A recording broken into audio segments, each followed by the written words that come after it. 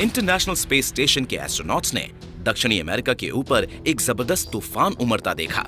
Venezuela की एक झील कुछ ज्यादा ही इलेक्ट्रिक है, मगर सवाल उठता है क्यों?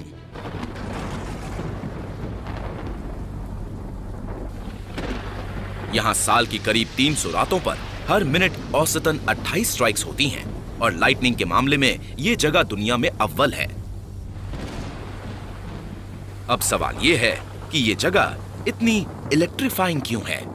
आखिर वो क्या वजह है कि वेनेजुएला के लेक मैराकाइबो में दुनिया में सबसे ज्यादा बिजली गिरती है? ये शायद दुनिया की सबसे इलेक्ट्रीफाइंग जगह है, लेकिन यहाँ तरह तरह के जीव भी रहते हैं। इन किनारों पर जैगुआर रहते हैं और यह झील रोड आइलैंड से करीब 3 गुना बड़ी है और उसमें फ्रेश वाटर डॉल्फिन्स और 100 से ज्यादा किस्म की मछलियां रहती हैं। ऐसे में सवाल ये उठता है कि इस इलाके में इतने जबरदस्त थंडरस्टॉर्म्स की वजह क्या है? इस आसमान छूते पहाड़ों के बीच शक्तिशाली तूफान फंस जाते हैं और जब उन्हें कहीं जाने की जगह नहीं मिलती तो वो यहीं रोज शाम को तांडव करते हैं।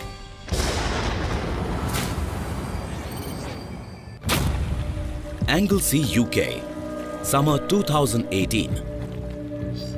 ऐसा लगता है कि रात के अंधेरे में समुद्र चमक रहा है। यहां से 4800 किलोमीटर दक्षिण की तरफ चमकदार पानी में नीली चमक एक जानी पहचानी बात है। तो ऐसा चमकीला नीला पानी यूजुअली ट्रॉपिक्स के पास दिखता है, जैसे वियतनाम, मालदीव्स, प्यूर्टो रिको जैसी जगहों पर। इस पानी के चमकने का राज क्या है और इस चमकती नीली रोशनी की आखिर वजह क्या है? अंतरिक्ष के बदलते सोलर वेदर की वजह से आसमान में रंग बिरंगी रोशनी दिखाई देती है, जबकि पूरे 2018 के दौरान अंतरिक्ष का मौसम बिल्कुल शांत था। तो ये ऑरोरा का रिफ्लेक्शन तो नहीं हो सकता। फाइटोप्लैंक्टन बहुत छोटे होते हैं, मिलीमीटर के 10वें हिस्से जितने, पिन की नोक के बराबर, पर मिलकर ये धरती की आधी से ज्यादा ऑक्सीजन बनाते हैं। हमें इनका एहसानमंद होना चाहिए। और अनोखी बात यह है कि जब भी उन्हें छेड़ा जाता है वो चमकने लगते हैं। ये छोटे जंतु बीच को बहुत खूबसूरत बना देते हैं। बस हल्का सा छेड़ दो और चमकीली रोशनी तैयार। मगर सवाल ये है कि ये रोशनी क्यों पैदा करते हैं? हो सकता है ये इनका अपना नेचुरल हमलावर अलार्म हो। उनकी चमकती नीली रोशनी देखकर उनके हमलावर थोड़े डर जाते हैं। उन्हें समझ नहीं आता कि खतरा एक मछली से है जो उन्हें खाना चाहती है, या किसी कश्ती के चप्पू से, या एंगलसी यूके में किसी आदमी के चलने से। कारण जो भी हो, वो बस झिलमिलाने लगते हैं।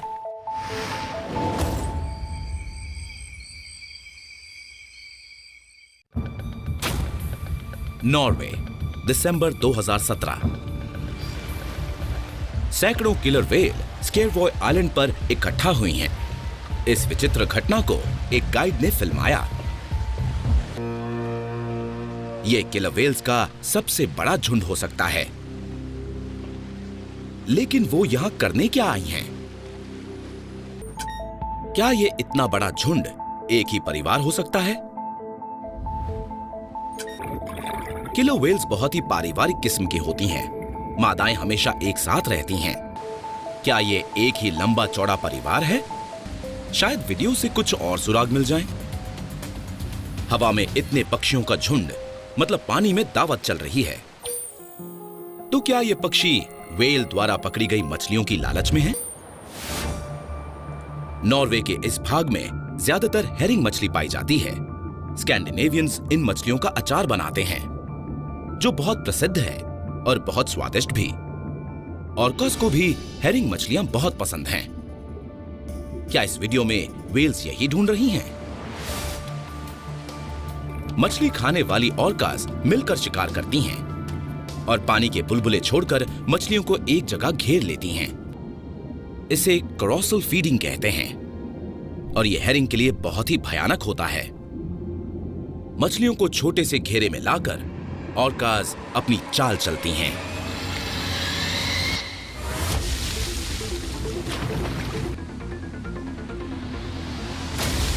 झुंड के किनारे पर एक टेल स्लैप से लगभग 16 मछलियां तक सुन्न हो जाती हैं। पूरी तरह बेबस और खाने के लिए तैयार।